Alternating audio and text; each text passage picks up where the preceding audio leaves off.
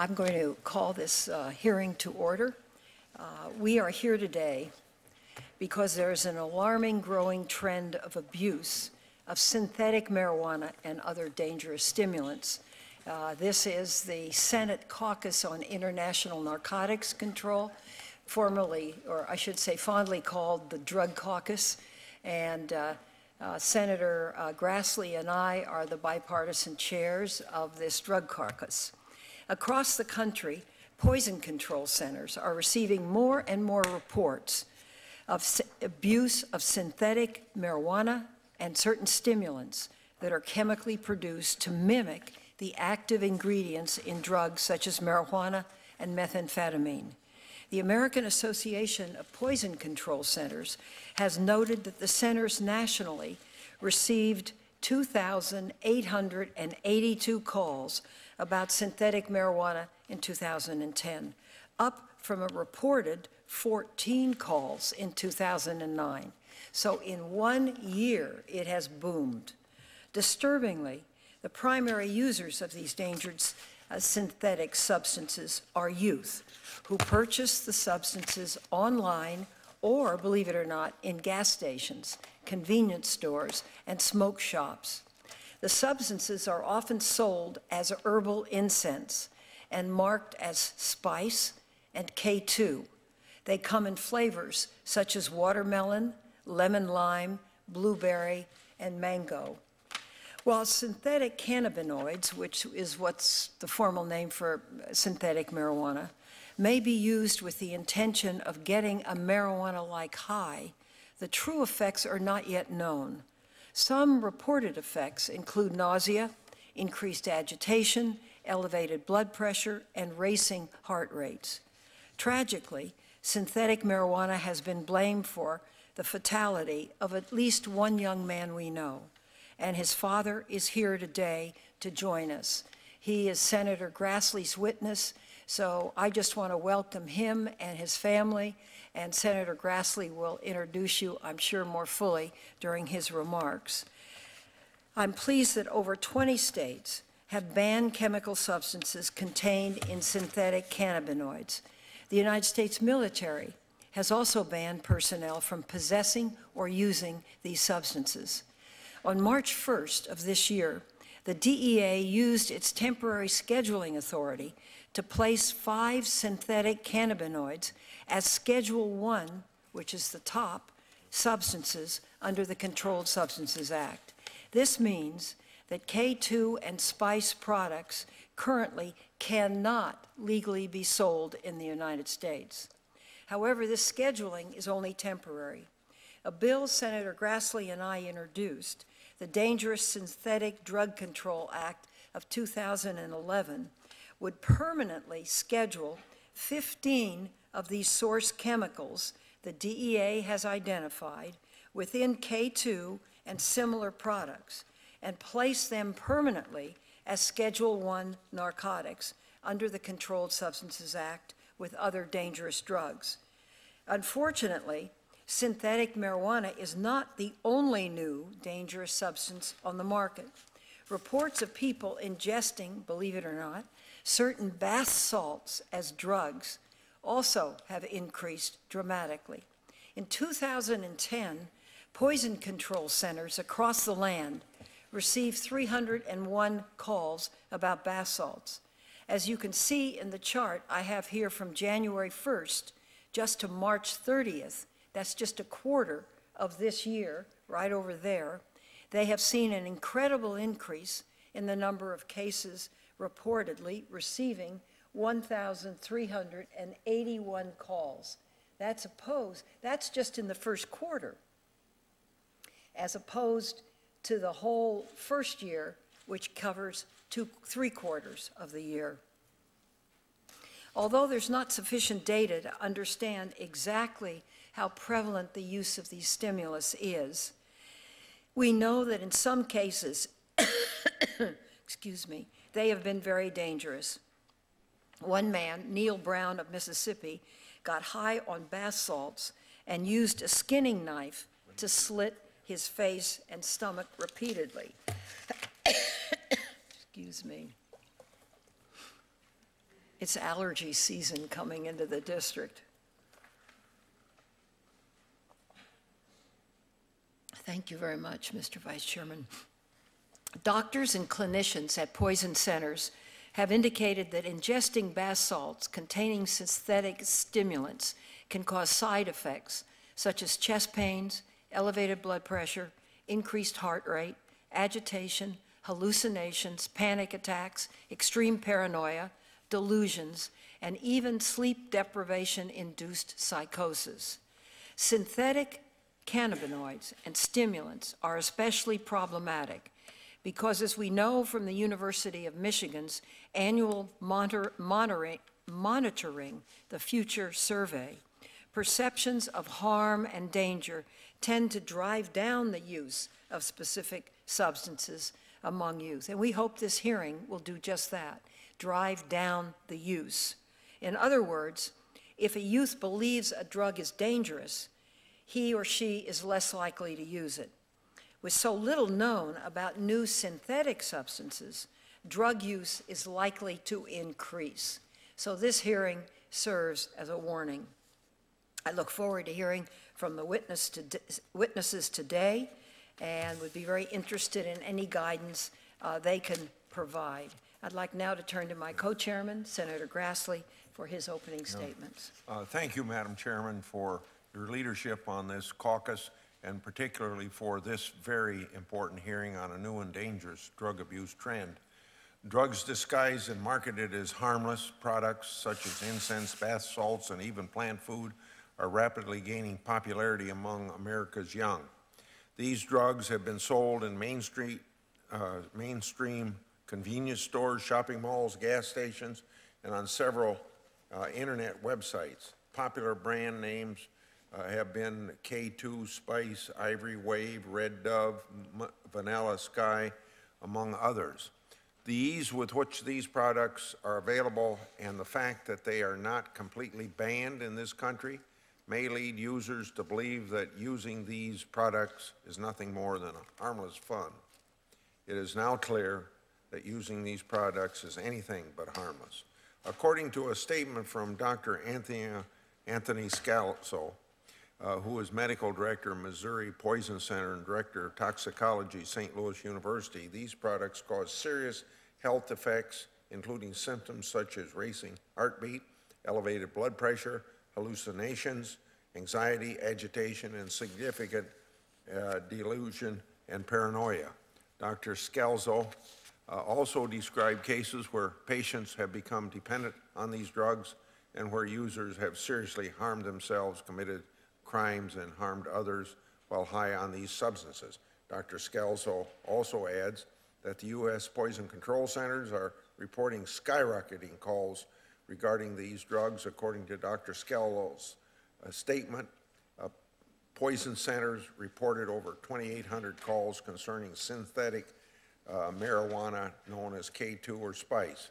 As of March 22, there have been over 1,200 calls to poison control centers concerning synthetic marijuana products this year alone. That means that we're on a pace to have over 4,800 calls for 2011, a 60% increase.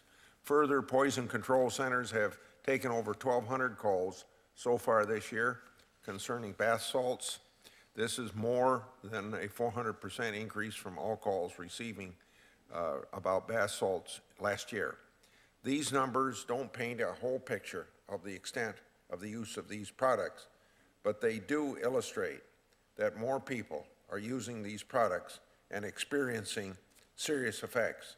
I ask unanimous consent that Dr. Scalzo's full statement would be put in the record. So ordered.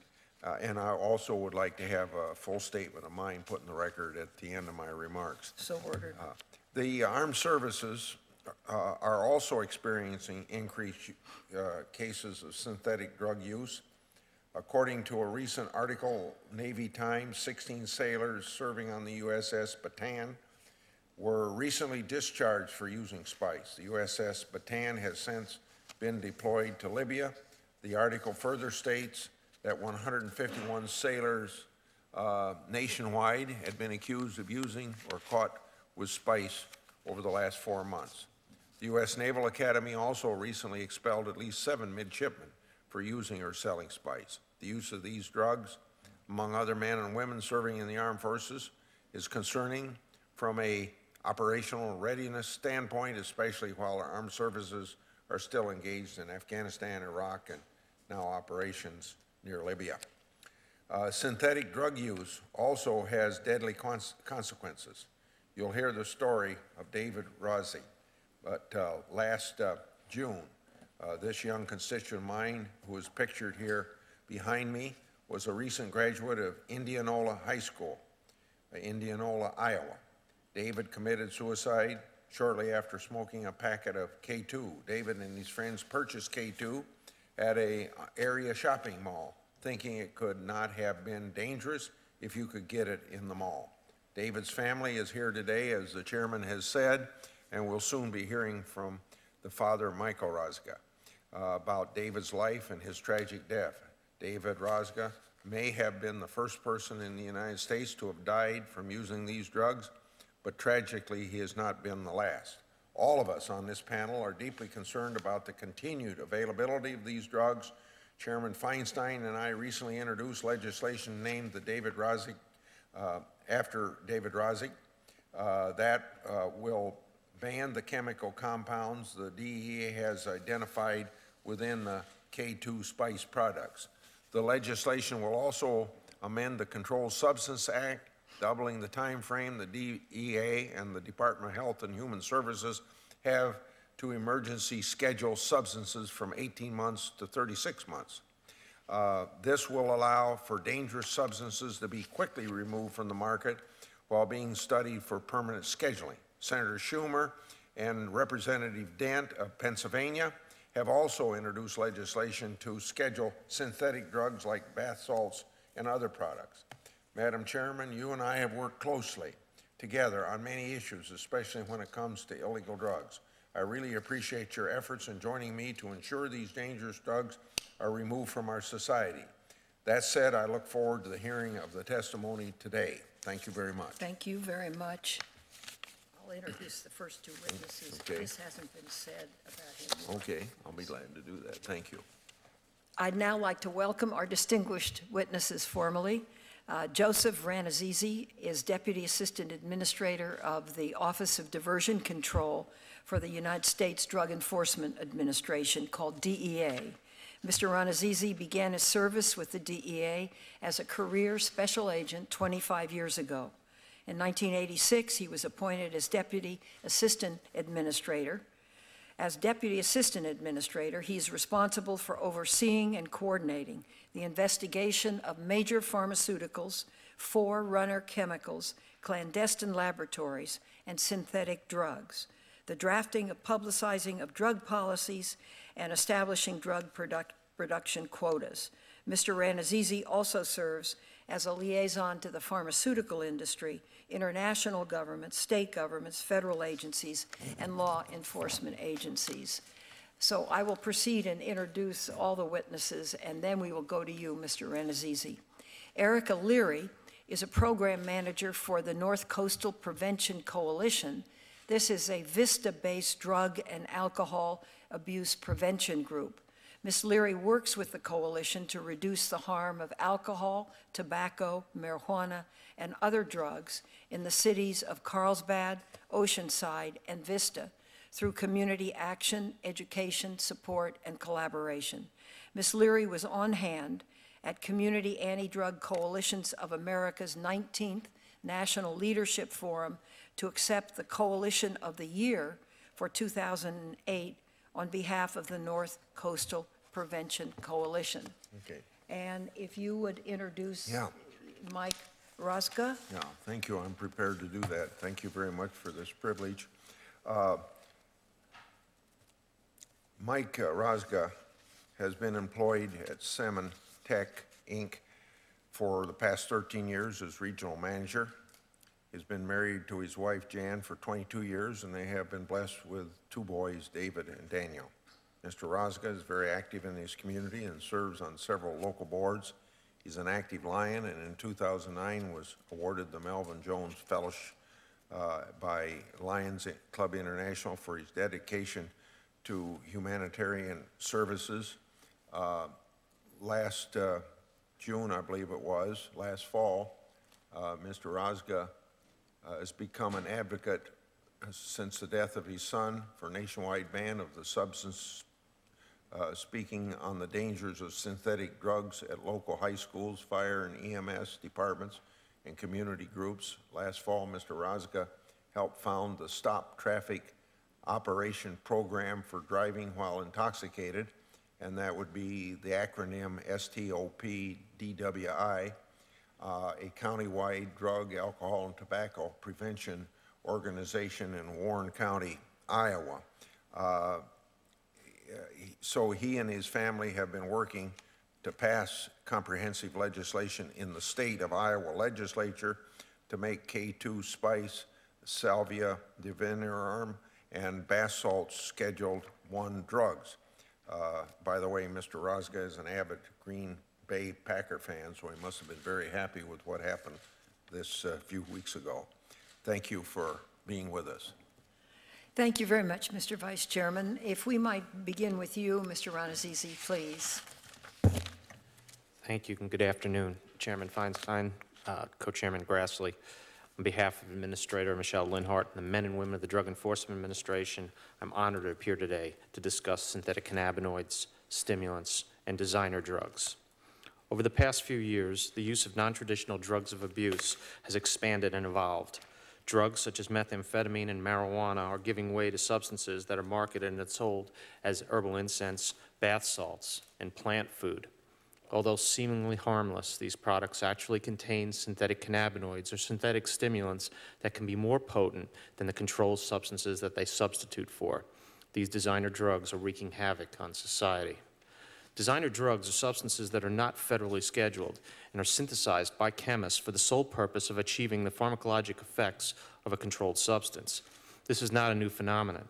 History is replete with examples of substances that were synthesized to mirror the effects of a specific controlled substance in order to circumvent the Controlled Substances Act. Historically, the introduction of designer drugs into the marketplace was generally similar to that of an illicit controlled substance, covert meetings and sales on street corners, back alleys, and in dark clubs. In many instances, the ingestion of these drugs led to tragedy. Today, the marketing of designer drugs has ushered in a new era of drug distribution. No longer are these substances sold covertly to avoid detection. Instead, the substances that are just as dangerous as their controlled substance counterparts are sold at retail outlets in plain view in products such as herbal incense, bath salts, and plant food in an attempt to introduce illicit psychoactive substances to the consumer while protecting manufacturers, distributors, and retail sellers from criminal prosecution and civil penalties. Certain herbal incense products popular among teens and young adults consist of plant material that has been coated with chemicals, the synthetic cannabinoids, that claim to mimic tetrahydrocannabinol, the active ingredient of marijuana. Brands such as Spice, K2, and Blaze are labeled as herbal incense, not for human consumption, to mask their intended purpose, a substitute for marijuana. On March 1st, 2011, DEA published a final order placing 5 synthetic cannabinoids into Schedule I in order to prevent an imminent hazard to the public health and safety. Since March 1st, new unscheduled cannabinoid products have appeared in the marketplace to take the place of the recently scheduled products. There's also a growing abuse of a variety of synthetic compounds that produce stimulant effects when ingested. These synthetic stimulants, most commonly identified as MDPV, methadone, or mephedrone, are sold as bath salts or plant food in retail outlets and on the internet and are labeled as not for human consumption. They're marketed under the names such as Ivory Wave, Vanilla Sky, and Bliss. None of these products are controlled under any schedule of the Controlled Substances Act. The challenge to controlling any synthetic substance individually through administrative action is that the manufacturers can circumvent the law by manipulating the chemical structure of the compound in endless variations, creating an unscheduled product while maintaining the pharmacologic activity of the substance. As a result, it's almost impossible outside of a controlled laboratory environment to determine the synthetic ingredients and potency of these substances. Such a circular pursuit continually leaves government scientists, regulators, and investigators one step behind the traffickers. For example, in Kansas, a manufacturer of synthetic cannabinoid products told a law enforcement officer if the compound he's using, the JWH 250, is banned, he'll just switch to another compound to treat his dried plant material. There may be in excess of 100 cannabinoid products that have yet to be introduced into the marketplace. Manufacturers and distributors will continue to stay one step ahead of any state or federal drug-specific banning or control action by synthesizing new products that are not controlled. The income generated from distributing these products is a driving factor for retailers to find substitute products that are not yet controlled or banned by federal or state action. The large profits provide incentive to continue retail distribution of synthetic designer drugs. Although many good corporate citizen retailers will discontinue the sale of these products in support of public health and safety, many will not, instead opting for the profits realized to help their financial bottom line. In closing, DEA will continue to work with its local, state, and federal counterparts to protect the public health and safety against the dangers of these ever-changing synthetic cannabinoids, stimulant compounds, and designer drugs. To the family of David Rozga, I'm deeply sorry for your loss. I hope we all can work together to prevent another tragedy like this from occurring. I thank you for the opportunity to appear today and look forward to any questions you may have. Thank you very much, Mr. Ranazizi, and thank you for your very comprehensive written statement. It's a big help. Thank you. Ms. Leary, please proceed. Thank you. Good afternoon, Chairwoman Feinstein. See that your mic is on, and if you could pull it close to you and speak directly into it because it's unidirectional. Thank you. Sorry about that. Is that better? That's much better. Good afternoon, Chairwoman Feinstein, Co-Chairman Grassley, and others. I'm honored to have the opportunity to speak with you this afternoon regarding the impact of synthetic drugs in our communities. I'm here today on behalf of the North Coastal Prevention Coalition, a CADCA member, which serves the cities of Carlsbad, Oceanside, and Vista in North San Diego County. But I'll also be sharing findings and experiences from several colleagues throughout San Diego County who also share our concerns regarding synthetic drugs and support efforts to address this problem. I've worked with the coalition since 1995. We know that access and availability of drugs are key factors in rates of use and have led numerous successful efforts to reduce the availability of alcohol and other drugs to youth. However, synthetic drugs have presented us with a new challenge as they've spread to various retail outlets under the false pretense of being incense and are viewed as a legal alternative to marijuana use by teens and others. Today, I'll be sharing with you a few examples of how synthetic marijuana products have impacted various sectors in San Diego County, where we're finding these products and how they're marketed, some recent efforts undertaken to address the problem, and how this proposed legislation may be utilized at the local level to help eliminate these dangerous products in our communities. Our coalition first became aware of Spice approximately a year and a half ago when a colleague of ours who coordinates an after-school program asked us what we knew about this, quote, legal marijuana-like product that many teens in his program were talking about. Several had tried it, and since it was being sold in local stores, they assumed it was legal and safe, and that they couldn't get in trouble for using it. In speaking with colleagues throughout the county, products like Spice appeared on the radar in 2009 and increased substantially in 2010, impacting many sectors, including high school campuses, adolescent treatment centers, probation, and the military. Alcohol and marijuana remain the primary drugs of choice for adolescents in our area, but Spice is viewed as a convenient alternative, especially for those who are likely to be subjected to random drug tests, since it does not show up on standard tests. In addition to health concerns, these products have impacted public safety. In November 2010, 2 masked men robbed the Spice Shack in Fallbrook of $1,400 worth of herbal incense, less than a week after the DEA announced the emergency scheduling of these products as Schedule I controlled substances. Like in many parts of the country, we have found Spice in liquor stores, cigarette stores, convenience stores, head shops, and newer specialty stores like Incense World in Oceanside. Unlike some products with legitimate uses that are abused by some people to get high, like dust-off or solvents, these products are made to get people high and marketed in illegitimate ways. They come in multiple fruity flavors labeled as incense. The liquor store in Vista, where I recently purchased a sample of watermelon Granddaddy Spice, displayed this incense in a locked case by the counter, selling for $12 for 1.5 grams, while traditional incense sticks were on an open table, selling 10 sticks for $1. The product is labeled not for human consumption and sometimes includes a statement to use only as directed, though no directions are provided. We trained 2 of our high school youth coalition members to conduct purchase attempts at 4 stores, and the teens were only successful in purchasing the product at 1 store. The others required ID to determine if they were over 18. While checking ID and refusing sales to minors is something we actively promote, in this case, it further demonstrates that everyone knows these products are not incense and that they are used for human consumption. Outreach, education, and training regarding synthetic marijuana products have occurred throughout San Diego County, including in the military, juvenile probation, and substance abuse treatment programs. Community education efforts have also been done at many levels, including informing parents and educators, law enforcement, teens, and political leaders at the local, state, and federal levels. Our coalition has written news articles, met with local city officials and law enforcement, met with local retail outlets, and presented at numerous community groups to increase awareness and understanding of the risks of these substances.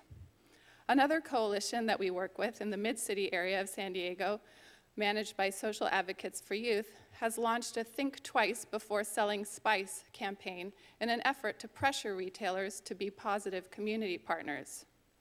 As we learn the challenges and limitations in current regulations, we are prepared to advocate for additional tools to prevent the sale and distribution of these products in our communities. It's critical that we curtail the expanding marketing, availability, and use of synthetic marijuana. We know the primary reasons people use these products is for the legal cover it provides, as well as the likelihood of avoiding detection in drug tests. By classifying these products as Schedule I narcotics, communities can work with their local officials and law enforcement agencies to inform business owners and hold them accountable for following the law.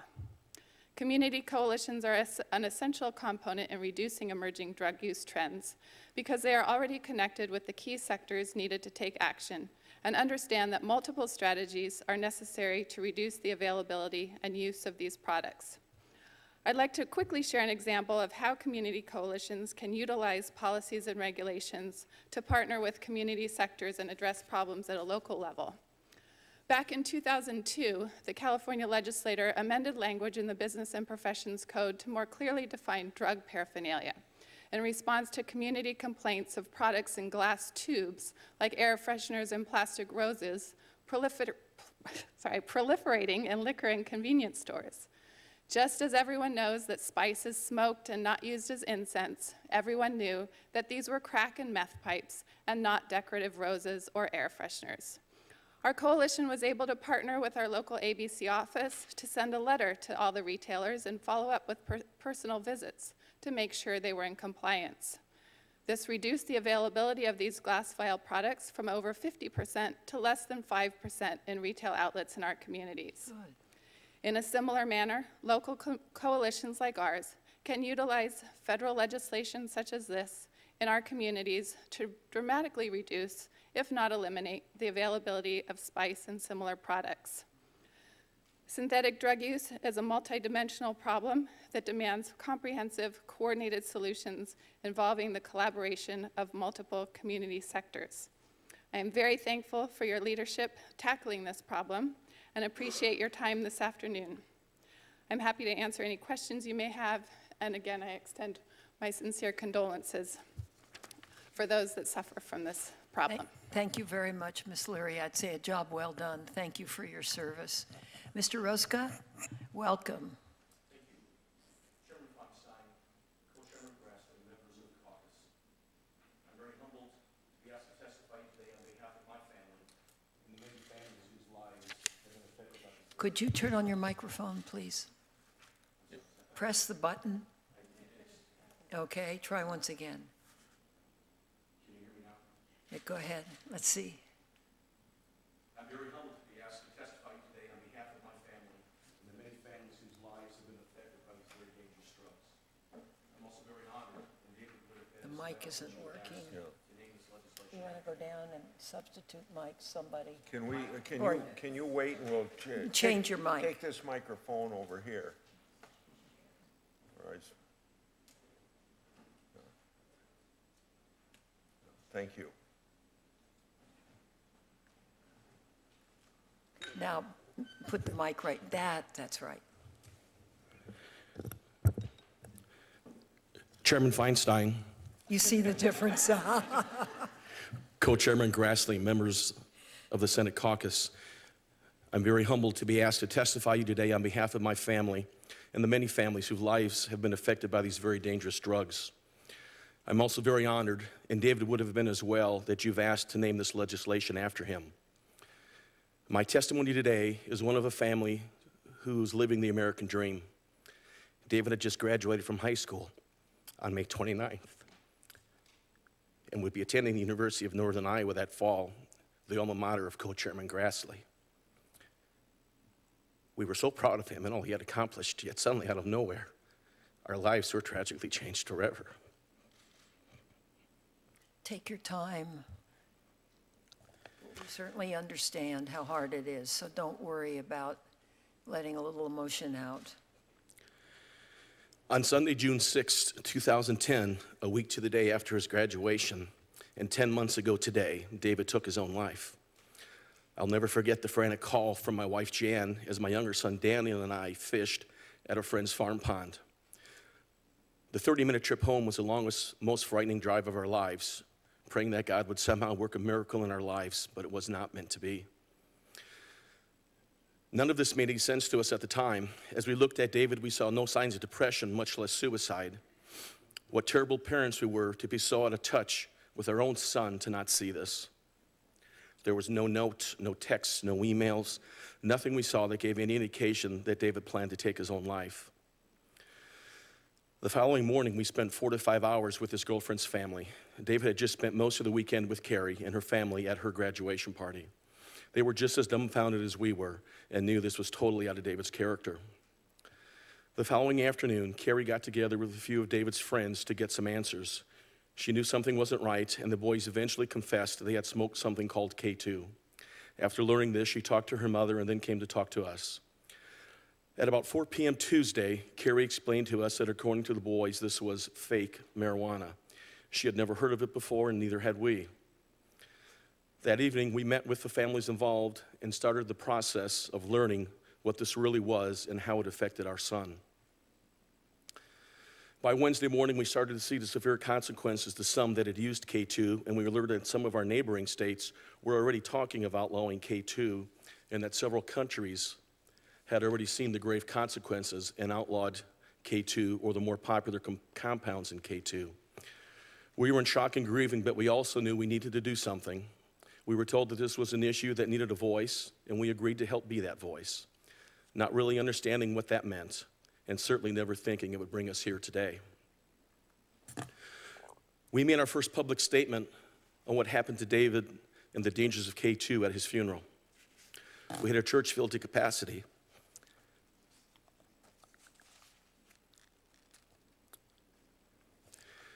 We had a church filled to capacity with upwards of 1,000 people, some sitting on the floor in the aisles. Even though we and our family and friends needed to mourn our great loss, we felt burdened to talk to the young people about David's mistake. We also needed to inform the parents of what K2 was. Since that day, we've done seemingly countless local, national interviews, radio, print, television, news magazines, internet, as well as public service announcements, all in the hope of increasing awareness of these drugs. We have helped start a new local drug prevention organization called Standing Together on Prevention, or STOP. Recently, we began giving talks to local schools, churches, and clubs, as well as firefighters and EMS providers. In our search for information on these drugs, most of what we found were people trying to sell us K2 and other drugs like Salvia divinorum. Most of the drug prevention and information websites we visited did not even mention K2. We knew we couldn't be the only family looking for answers, and we decided to start our own website, k2drugfacts.com. Since starting this site almost 8 months ago, we'd had over 73,000 hits and have received hundreds of emails from families and individuals sharing their terrible experiences with this drug. One day after a story on Yahoo Sports, we received 104 emails. The newest threat to add to the list of K2 and salvia is a new designer drug referred to as bath salts. These bath salts are not what you might put in your bath water, but purposely marketed as such to get around the law and confuse. It was largely through contacts we made through our website that we started to really see and understand what this drug had done to our son. The young men who smoked this drug with David reported that within a few minutes of smoking the drug, David began to get extremely agitated. They thought he needed some fresh air and took him outside and went across the street to a park where they walked around hoping he would calm down. David started talking about feeling like he was in hell and generally not making a lot of sense. After 30 minutes or so, he seemed to start calming down and said he was tired. The other boys were hungry and wanted to get something to eat, but David said he was going to home and take a nap. They were going to meet up again that night and attend a few graduation parties. Unfortunately, after coming home, David continued to be terrorized by the drug and shot himself. As we learn more about K2, we have found a consistent theme of people feeling like they are being chased by the devil or feeling like they are in hell. Even one report of a young man saying he was God and held his family captive for 36 hours. There are also many reports of suicidal or homicidal thoughts and fears that they would have taken their own life or hurt others had it not been for friends and family. Some do not go into that greater detail and simply call it the worst experience of their lives. We've also learned more about how these drugs affect you physically. Elevated heart rates in excess of 180 beats per minute while resting, extreme blood pressure, vomiting, followed by the dry heaves that can last for hours, blackouts and seizures are also very common. We know that David was tortured both mentally and physically before he died. These drugs put you in a place where you will do anything to escape it, and reality means nothing. We're also hearing increased accounts of people who are feeling the effects of these drugs several days and even weeks or months later. There seems to be growing evidence that some of these effects may be permanent. We're also hearing more cases of people having what I would call flashbacks after having no contact with these drugs. People afraid of the dark, afraid to leave their homes, not able to go back to school, or not able to maintain jobs. These drugs are marketed under false pretenses to skirt our laws and confuse the public. When we think of something as being fake, we think of something as being inferior. When we think of something as legal, we think it must be safe. I submit to you that fake marijuana and fake cocaine are anything but inferior in strength and anything but safe. I've attached several firsthand accounts we have received through our website.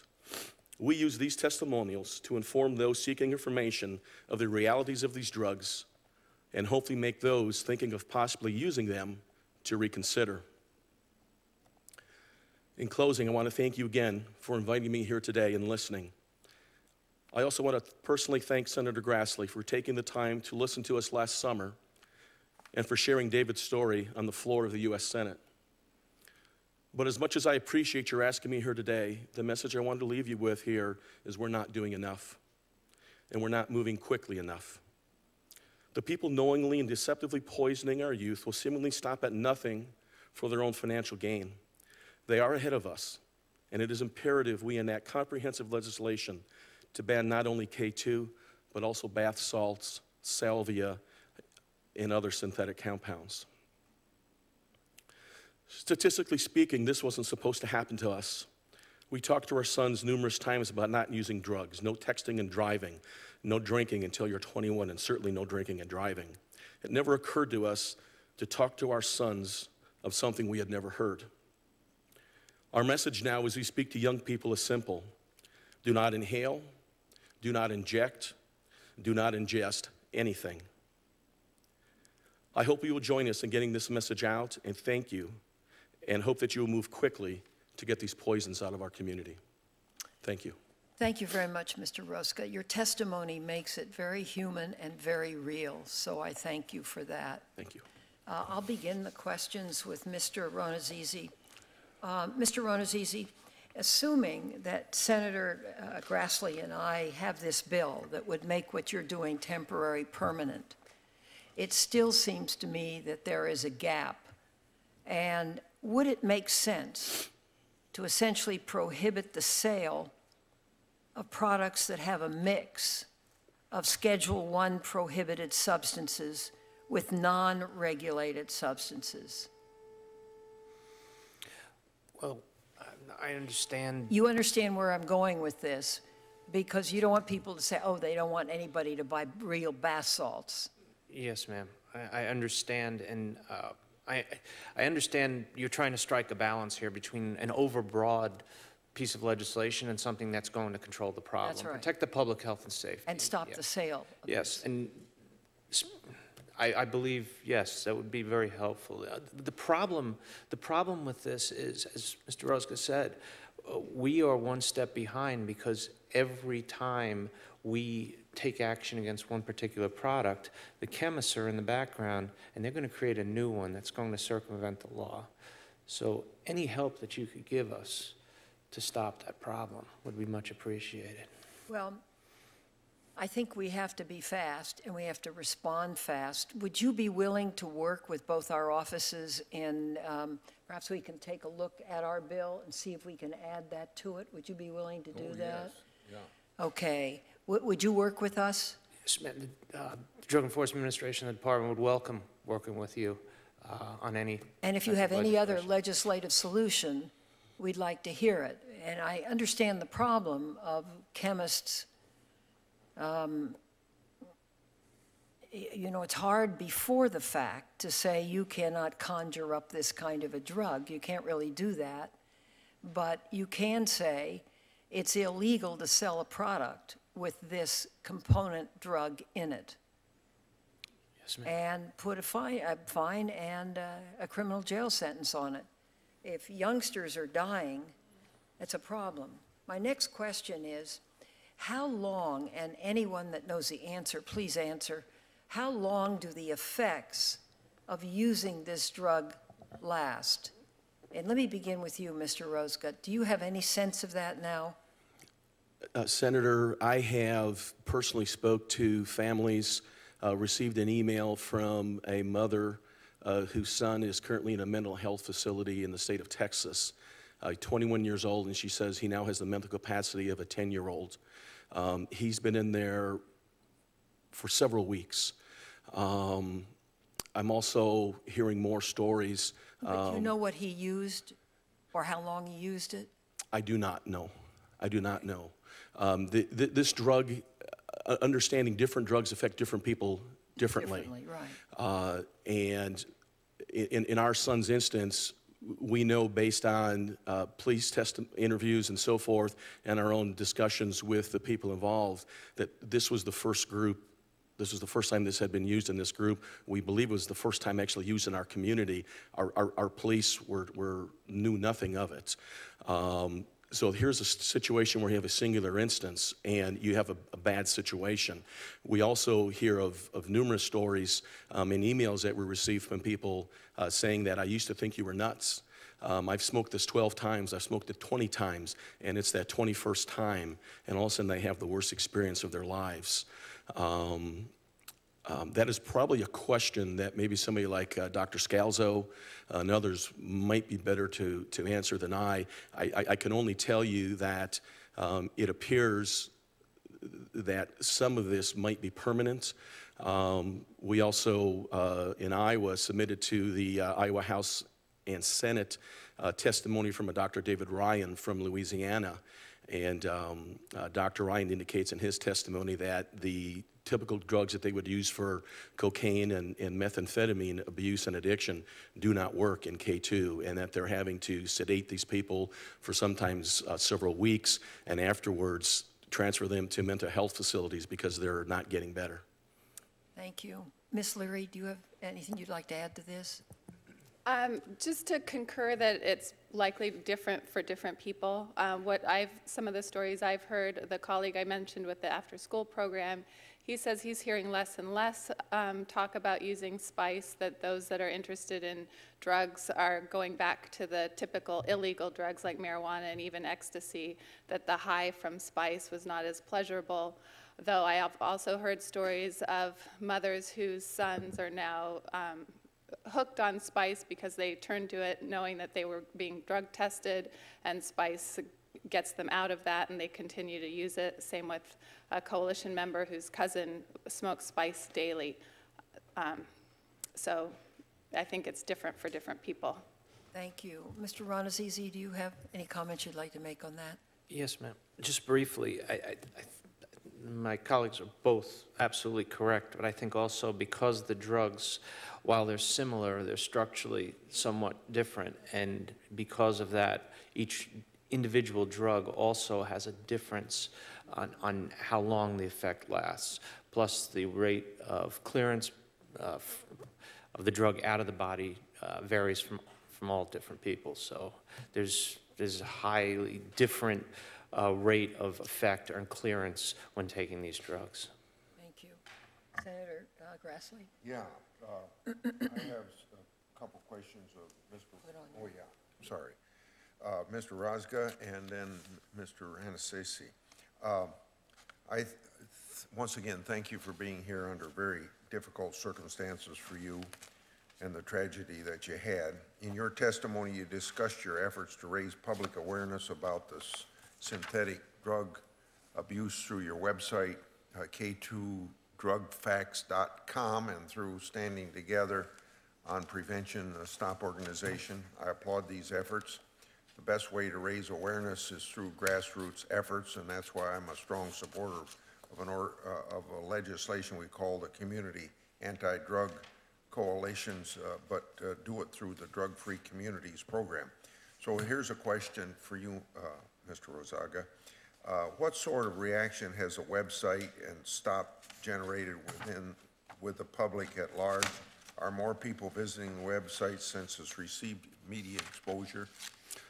It has, specifically as far as our website is concerned, and some of that is just the nature of the internet, where sometimes it takes a while for a particular website to catch on as far as hits and being recognized in search engines, and I'm certainly not the right person to talk about that. But yes, as the media has focused on these issues stronger and there's more stories out there, people are definitely looking for more information. As far as what I'm seeing as I'm talking to different people, I continue to be surprised because talking to emergency medical providers, for instance, I spoke at the Central IEMS conference, which is a continuing education class for these EMS providers, and here I am sitting here talking about what I know of these drugs, and these people are taking notes. The effects of these compounds on people is just so unknown, but I also continue to be disappointed, particularly in my own local market, where with the attention that's been drawn to it as a result of our son and our efforts, and when I go talk to an organization, it would not be uncommon to have 25 to 30% of the people in that room admit that they've never heard of K2. And those are the only ones that will admit to not knowing it. So the numbers are probably even a little higher than that. So we need to continue to get the awareness out as far as the drugs are concerned, because the other reality is once these drugs are illegal, that doesn't mean they're going to be off the streets. So there's still going to be illegal drug use, and so we need to continue to work together to educate the public. Now, your website is alerting the public about spice. Do you intend to expand the website to any other ways to incorporate information about other synthetic drugs like bath salts? That's a good question, Senator. I will tell you that we have thought of that. Obviously, our focus had been on the K2 and spice because that's what directly affected our family. And I'm not sure if we're going to extend into that. There's a part of me that thinks we need to have a tab on there specifically as far as the bath salts and some of these other substances are concerned. And there's a distinct possibility that we could do that. I don't see anybody else, quite frankly, really doing that, and maybe that's the next thing we'll need to do. Has there been an interest from other anti-drug coalitions or communities to start similar organizations to raise awareness like your organization has? that you know of? I'm sure there have. I'm not personally aware of any, Senator. Okay. Mr. Ranazizi, Senator Feinstein and I introduced this bill that we've already talked about. That means that K2 products would be in the same class as other highly dangerous drugs like methamphetamine and cocaine. Does the DEA support this legislation? DEA. Say yes. We've got to be very careful here. Well, the administration has not taken a position on the bill. DEA does support the removal of any drug into a schedule that is harming the public. And there are quite a few drugs on that list. Well, then let's explore whether you believe our drug will enable the DEA to effectively go after individuals who are constantly trying to circumvent the law by altering or selling new compounds. Yes, I believe it would. Our bill also expands the time frame for DEA and HHS that they have to administratively schedule dangerous substances from 18 months to 36 months. How beneficial will this change be for the DEA to ensure it has sufficient time to get new and dangerous drugs off the shelves? That would be extremely beneficial. Where our scientists are already, they have to go through reams of information regarding these drugs prior to getting ready for a formal final scheduling action, and it just buys them more time to make sure that they're doing the right thing. It appears to us that DEA is identifying new and emerging synthetic drugs quite regularly. Representative Dent's companion legislation to Senator Feinstein and my legislation adds an additional 15 substances the DEA has further identified as emerging synthetics. I've also heard from Senator Klobuchar about recent reports about a youth in Minnesota who passed away shortly after overdosing on a substance called 2CE, which is apparently powerful hallucinogen. It appears that this substance is another synthetic substance hitting the market and being sold to kids. How many of these new drugs the DEA has identified as emerging substances are analogs of the current illegal drugs?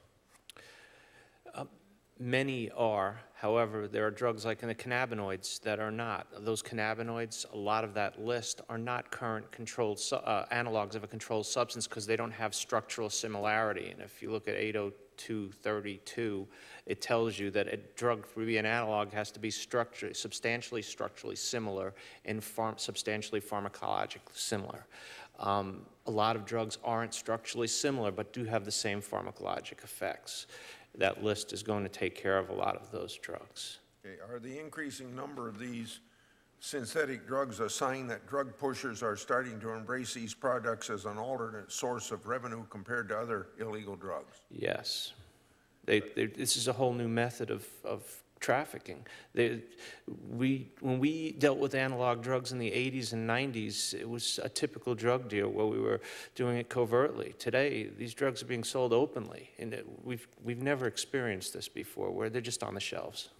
Is the current analog statute in the Controlled Substances Act sufficient to meet the challenges that fast emerging synthetic drugs will place on the DEA? If I could give you a brief background on the analog statute. The analog statute's a very good statute, and it helps us address an immediate concern, such as the fentanyl deaths in the 80s and 90s, where we went after people under the analog statute. However, the analog statute has its limitations. If I bring a case under the analog statute into court, I have to prove to a jury that the drug is structurally, substantially similar to a controlled substance. It's very difficult to explain to a jury. A medicinal chemist has to get up and explain what structure or similarity is, and it's very easy to confuse a jury. The analog statute is a difficult charge to get a conviction on. Also, it's only good for that one charge, so that one person that's in court for that one particular drug, I'd have to do the same thing for the next person we arrest. So it doesn't extend beyond the person we're arresting. While it helps us out, it also can be very difficult. I ask two more questions. Yes, sure, go ahead. If not, and I think you've indicated that it's not entirely satisfactory, what would be an effective solution to fixing the provision to take care of what you described? That's something I would have to take back to the department, sir, and discuss. Okay, could you respond in writing then to my question? Yes, sir. Okay. Do you think that well, is your organization confident that they have the tools to stop these emerging drugs?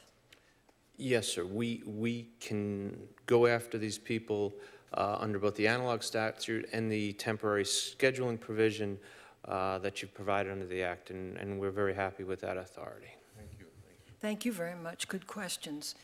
I'm very new to this, not to drugs, because both of us have done a lot with methamphetamine and a number of other areas on the Judiciary Committee. K2, what is it? How is it sold? Is it in a can? Is it what exactly is it, Mr. Rozga? Well, it typically comes in a small cellophane-type envelope, but I've seen situations, in fact, if you go to our website, there's a link there, where a correspondent from Fox News Chicago actually had ordered some through the internet, and it came in a envelope, a FedEx, UPS type of an envelope, and inside it was a little baggie, almost like you would find for marijuana or some other drug that was sold on the street. There was nothing on it saying not for human consumption. There was nothing on you that told you how to use it or how not to use it. That's another one of the problems with these drugs, as already been indicated, that there's such a wide variety of these chemicals that are used that affect people differently. And to keep it simple, when I'm talking to people like... Let's just for 1 second. Who would sell that? Just a bag with no directions, not knowing what it is? What kind of store would sell it? Oh, you'll buy those over the internet. You'll buy them in convenience stores. Oh, you mean with nothing on the outside? Yes. I don't know that I know the answer to that. And the stuff that they used on that Fox story was purchased through the internet. They could probably tell you specifically where they bought that at. I'm not privileged to that information. And the same thing with bath salts. I guess it's the name that gets around that becomes known to people that are looking for something. But back to K2 for a moment. So how do they use it? How is it used? It's smoked. It's smoked. They roll their own cigarettes? Yeah, it's put in a pipe, it's put in a joint, it's put in a bong, a hookah, whatever the case might be, and it's smoked. I've heard some stories of some people that have tried to turn this into a liquid type state, but as a rule, the stuff that you're going to find, to my knowledge, is exclusively a material that is an incense type stuff with exactly what's in that package we don't know. Now, thank you. It's my understanding that businesses are making quite a bit of money from this.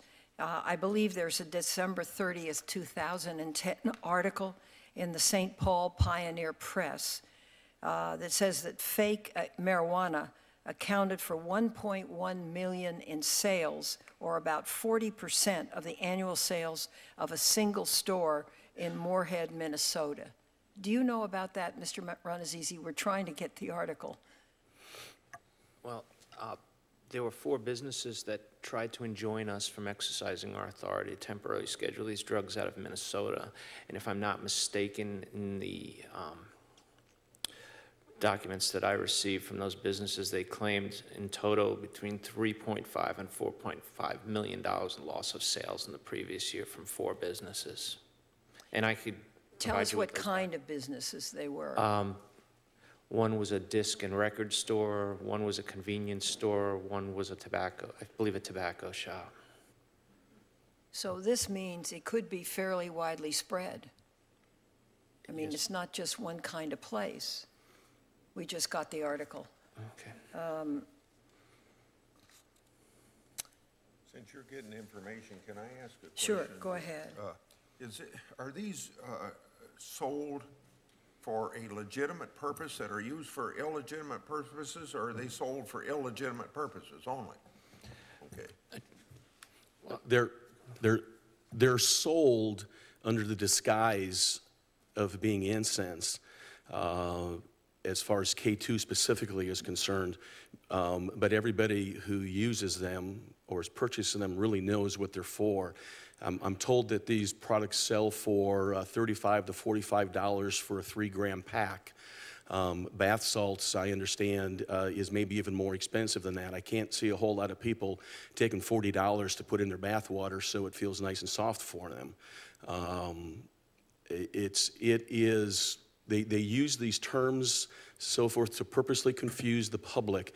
I learned that directly when we were trying to talk to our Iowa Senate, and I spoke to several senators when we were trying to get them to support the legislation we were trying to get in place, who did not have any clue what bath salts really was on the streets.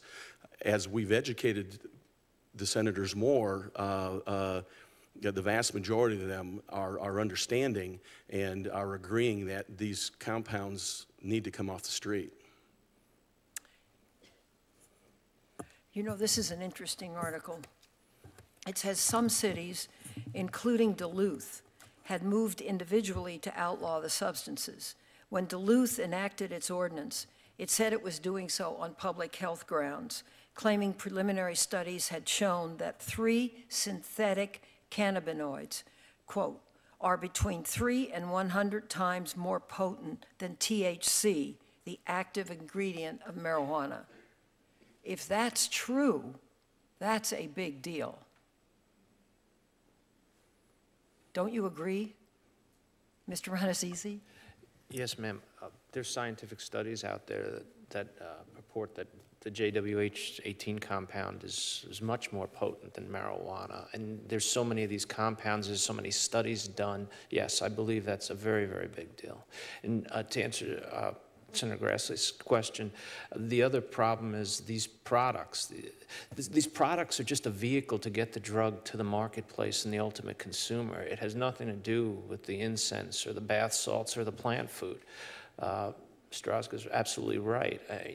You get such a small amount of bath salt that you'd have to be bathing in a thimble to actually use that. It's a very, very small, a gram, a half gram, 250 milligrams. That's what they're selling. Same thing with the K2 spice.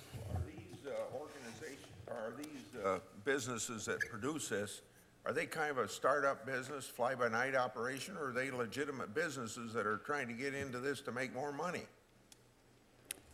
I was just going to share my experience in going into a liquor store in Vista, what it looked like. In addition to those packs, they had it in little canisters, kind of like how you'd see a little jar of lip gloss, very small. I almost brought it with me, but I was a little worried about going through airport security, so I left it at home.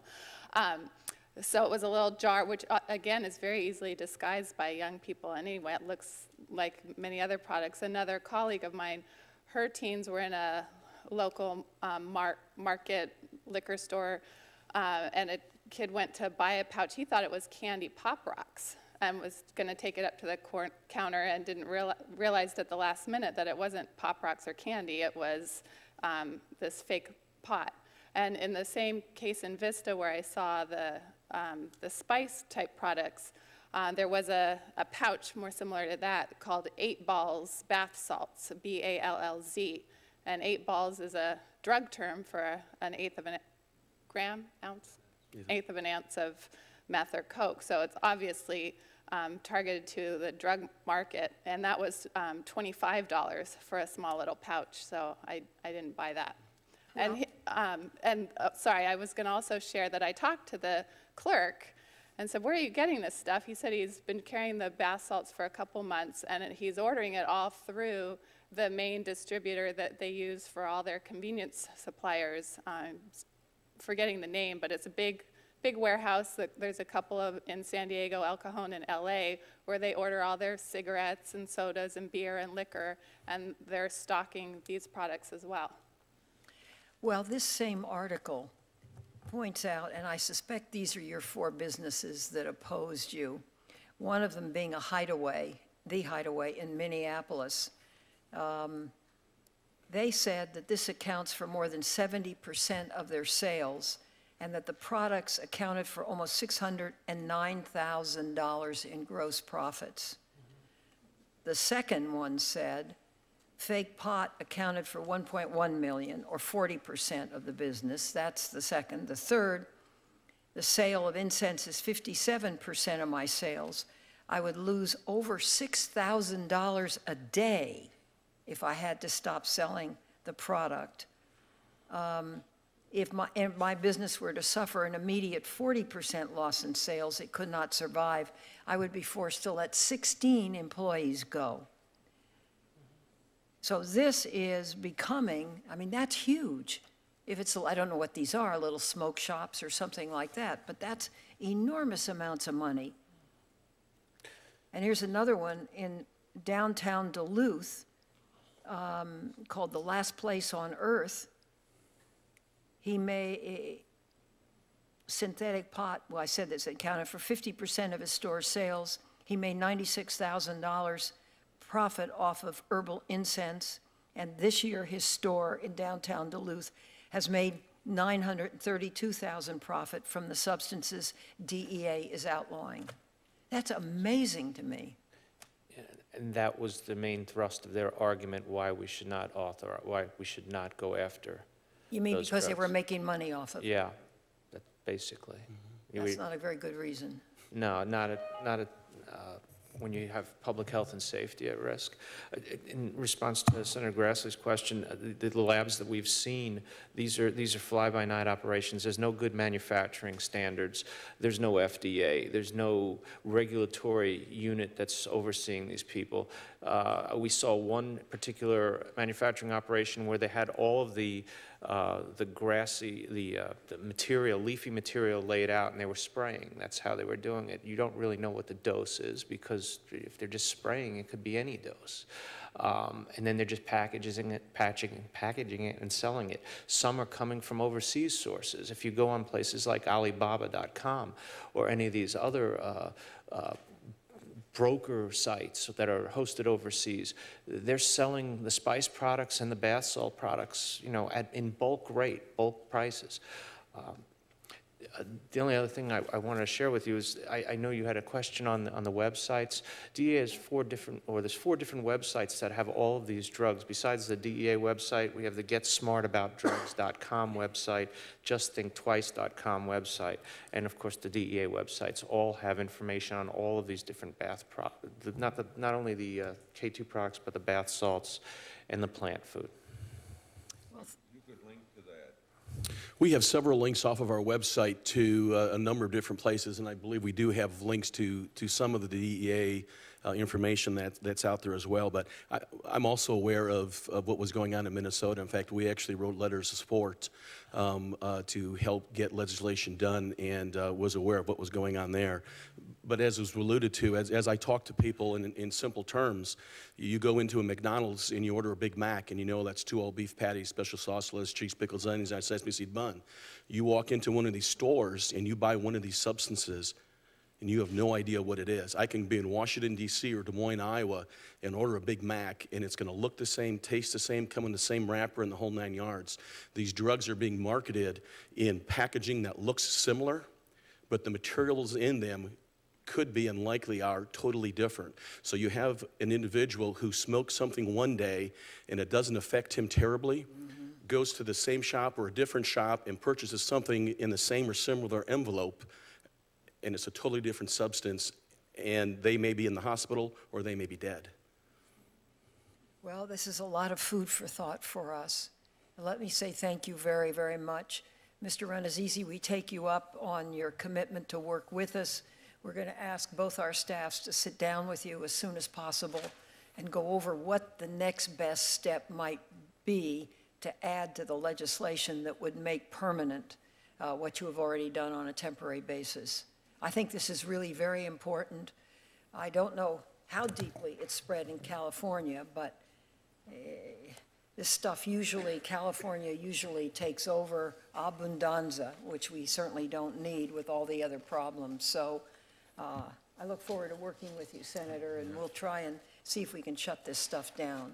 Yeah. Thank you all very, very much, and thank you particularly, Mr. Rozga. It's really appreciated. Thank you. I know it's so hard, but it's now very human for us, and that drives us even further. So thank you very much. Thank you, Senator. The hearing is adjourned.